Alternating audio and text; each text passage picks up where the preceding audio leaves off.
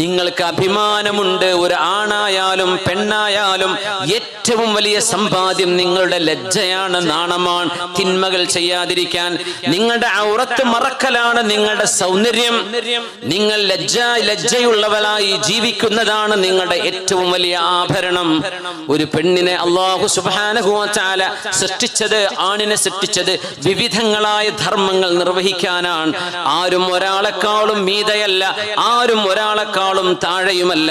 അതുകൊണ്ട് ഒരു ഭർത്താവും തന്റെ ഭാര്യ തന്നെക്കാൾ താഴെയാണ് എന്ന് ചിന്തിക്കേണ്ട. ഒരു പെണ്ണും ഒരാണിനെ കുറിച്ചും അവൻ എന്നെക്കാളും താഴെയാണെന്ന് അവളും ചിന്തിക്കേണ്ട. നിങ്ങൾ ഒരു പക്ഷേ സാമ്പത്തികമായോ വിദ്യാഭ്യാസപരമായോ തറവാട് കൊണ്ടോ മീതയായിരിക്കാം.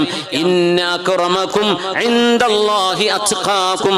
നിങ്ങളുടെ ആരുടെ ഹൃദയത്തിലാണോ അല്ലാഹുവിനെ സംബന്ധിച്ചുള്ള ബോധമുള്ളത് അവരാണ് അല്ലാഹുവിന്റെ അടുത്ത സ്ഥാനമുള്ളവർ. ഇതല്ലേ ഖുർആൻ പഠിപ്പിച്ചത്?